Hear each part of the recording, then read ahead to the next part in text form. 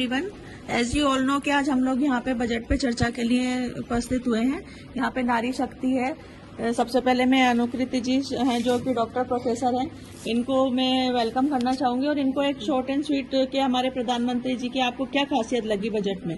देखिए, ये जो बजट आया है जिसके अंदर माननीय प्रधानमंत्री जी ने स्पेशली फीमेल सेंट्रिक जो बजट निकाला है, इसके लिए मैं उनको बहुत बहुत बधाई भी देना चाहूंगी और साधुवाद भी देना चाहूंगी कि इतना ज्यादा महिला सशक्तिकरण के ऊपर के दृष्टिकोण को रखते हुए बजट बनाया गया, न ही केवल अर्बन फीमेल्स के लिए बट रूरल डेवलपमेंट में, जो रूरल एरिया में जो विलेजेस के अंदर हमारी फीमेल्स हैं उनके लिए भी बहुत कुछ प्रयास इसके अंदर किए गए हैं। साथ में मैं ये भी कहना चाहूंगी कि कुछ ऐसे जो प्रपोजल्स इस बजट में दिए गए हैं जो न केवल शिक्षित बल्कि अशिक्षित महिलाओं को भी आगे ले जाएंगे।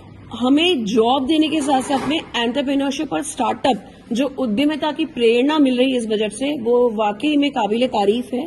और मुझे लगता है कि गांवों में जो सशक्तिकरण महिलाओं में आएगा उसका डेफिनेटली एक पॉजिटिव इम्पैक्ट शहरों तक आएगा। हमारे साथ है सीए मैडम हैं, इनका नाम है कोमल वासवानी जी। मैं इनसे पूछना चाहूंगी कि मैम, जो इनकम टैक्स में जो रिबेट मिला है जो लेडीज के लिए, वुमेन्स के लिए, क्या उसके बारे में आप कुछ बताना चाहेंगी? अपने इस बजट में जो भी चीजें आई हैं विमेन्स को एंटरप्रेन्योर बनाने के लिए बहुत सारी उन्होंने योजनाएं दी हैं।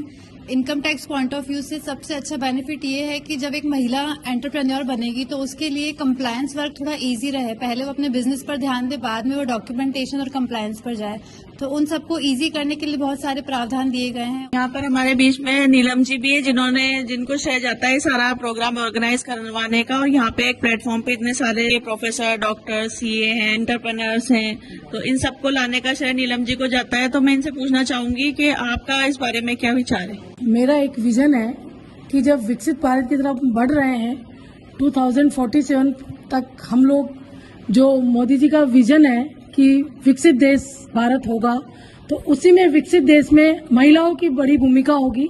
इसीलिए इसका जो टाइटल दिया गया है प्रोग्राम का वो है नारी शक्ति से नव भारत उदय। क्योंकि नारी शक्ति वो एक शक्ति है जो माँ दुर्गा, माँ सरस्वती और माँ लक्ष्मी सभी को रिप्रेजेंट करती हैं।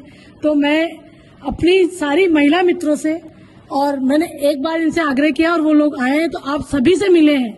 तो अब मेरा इसमें ये है कि जब प्रधानमंत्री जी ने एक बजट पेश कर ही दिया है और इस बजट के अंदर आज ये बजट आया है, लेकिन प्रधानमंत्री जी महिलाओं के सशक्तिकरण के लिए, उनके सम्मान के लिए आज से पहले भी सभी बजट में वो उनका सम्मान करते आए हैं। जैसे कि उज्ज्वला आवास जैसी कई योजनाएं और सी मार्ट जो भी आए हैं, हॉस्टल्स की जो योजनाएं आई हैं, और सबसे बड़े प्राउड की बात तो ये है कि हमारा केंद्रीय बजट और राजस्थान का जो राज्य बजट है वो दोनों महिलाएं ही पढ़ती हैं, महिलाएं बनाती हैं। तो महिलाएं ही महिलाओं के लिए कार्य कर रही हैं। इससे बड़े गर्व की बात हमारे लिए हो नहीं सकती। तो इसके लिए मैं बहुत बहुत आभार और बहुत बहुत धन्यवाद करूंगी दोनों जगह के वित्त मंत्री का और माननीय प्रधानमंत्री मोदी जी का। धन्यवाद। हमारे बीच में सोशल इन्फ्लुएंसर हैं, उनसे पूछना चाहूंगी कि आपकी क्या राय है इसमें?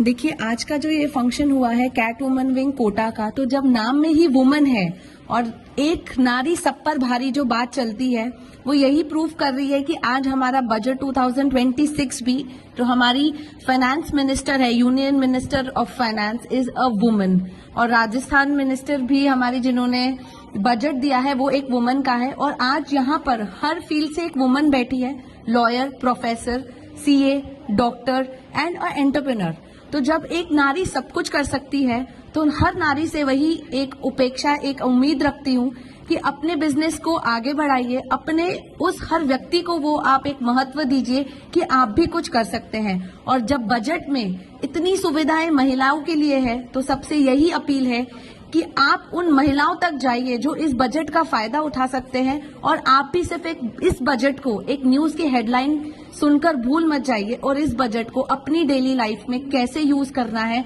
और इसको कैसे इम्प्लीमेंट करना है उस पर जरूर ध्यान दीजिए। हमारे बीच में वंशिका बजाज भी हैं जो कि यंग एंटरप्रेन्योर हैं, तो मैं उनसे पूछना चाहूंगी कि आपको ये जो बजट अभी 2026 का अपना माननीय प्रधानमंत्री मोदी जी ने करा है, इसमें आपकी क्या राय है? माननीय प्रधानमंत्री जी और निर्मला सीतारमण जी ने जो बजट पेश किया है 2026 का, उसमें महिलाओं के लिए जो भी उन्होंने योजनाएं और स्कीम्स के बारे में बताया है काफी प्रभावित करती हैं। क्योंकि निर्मला सीतारमण जी है, उन्होंने खुद ये बजट पेश किया है, वो खुद एक वुमेन है। हमारी प्रेसिडेंट द्रौपदी मुर्मू, वो खुद एक वुमेन है। तो ऐसी महिलाओं को अपने आसपास देख के हम सब महिलाओं में एक उम्मीद जगती है कि हम भी बहुत कुछ कर सकते हैं, आगे बढ़ सकते हैं और इस देश में अपनी सेवाएं दे सकते हैं। ऋचा गुप्ता जी, तो क्या बेनिफिट होंगे आपको इसमें? मैं बजट के लिए ये कहना चाहूंगी, बजट केवल आंकड़ों का खेल नहीं होता, बजट केवल आंकड़ों का खेल नहीं होता, ये हर महिला के सपनों को उड़ान देने का संकल्प है। तो थैंक यू प्रधानमंत्री जी और वित्त मंत्री जी का, जिन्होंने हम महिलाओं के लिए इतना अच्छा प्लेटफॉर्म तैयार किया है और हमें अपने पंखों को उड़ान देने के लिए एक सुंदर बजट हमारे सामने रखा है। हमारे बीच में है प्रियंका सिंह जी। बजट हर बार आता है और हर बार हम सुनते हैं कि ये निकला, लेडीज को इतना मिला, बिजनेस में इतना मिला, एंटरप्रेन्योरशिप के लिए इतना मिला। लेकिन आज ये मीटिंग, आज ये अटेंड करके मुझे इस बात का पता लगा और ये बहुत इम्पोर्टेंट चीज है कि हम उस बजट को अपने घर से ही कैसे स्टार्ट करें। हमें ये पता होना चाहिए कि किस किस चीज का कितना कितना बजट मिल रहा है।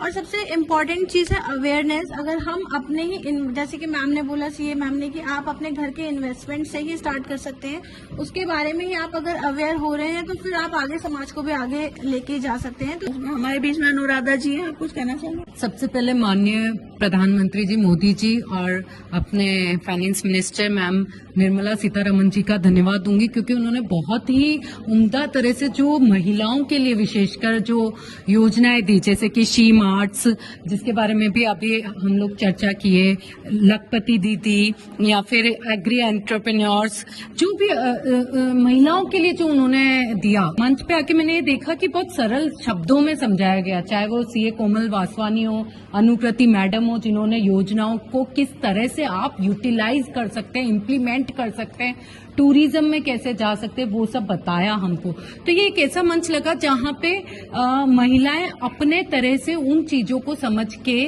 और बहुत से भी शुरुआत कर सकती है, या प्रोसीजरल पार्ट से जो उनको रिलैक्सेशंस दिए गए हैं वो बहुत उम्दा हैं, जिनसे शुरुआत अच्छे से हो।